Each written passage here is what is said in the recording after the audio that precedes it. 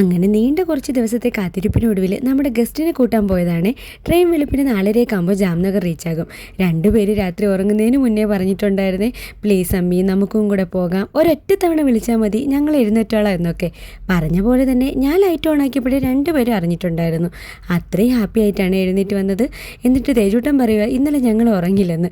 മിക്കവാറും രാത്രി ഇതൊക്കെ ആലോചിച്ചായിരിക്കും കിടന്നിട്ടുണ്ടാവുക. സാധാരണ ഞാൻ ഇവിടെ അടുത്ത് എപ്പോഴാണ് വരുന്നതെന്ന് മുന്നേ പറയാറില്ല, എന്നാൽ പിന്നെ ചോദിച്ചിട്ടേ ഇരിക്കും.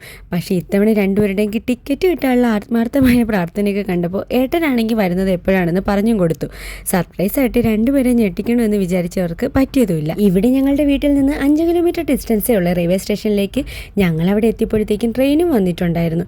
ഏട്ടനാണെങ്കിൽ വണ്ടി പാർക്ക് ചെയ്തിട്ട് എത്തിയിട്ടില്ലായിരുന്നേ. അങ്ങനെ തേജൂട്ടൻ്റെയും ത്രേക്കുട്ടിയുടെയും കുഞ്ഞാനിയും അല്ലിച്ചേട്ടനും എത്തിയിരിക്കുന്നു. കുഞ്ഞാനി എന്ന് വിളിക്കുന്നത് എൻ്റെ അനിയത്തിയാണ്, അല്ലു എന്ന ദേവനാഥ് അനിയത്തിയുടെ മോനും. രണ്ടുപേരെയും കണ്ടപ്പോൾ എന്ത് സന്തോഷമായിരുന്നു എന്തോ. ത്രേക്കുട്ടിക്കാണെങ്കിൽ സന്തോഷം കൊണ്ട് ചിരി നിർത്താനേ പറ്റുന്നില്ലായിരുന്നേ. ചേട്ടനും അനിയത്തിയാണ് ക്രൈം പാർട്ട്നേഴ്സ്.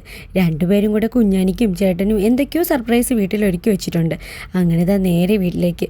ബാക്കി വിശേഷങ്ങളായിട്ട് പിന്നെ വരാമേ.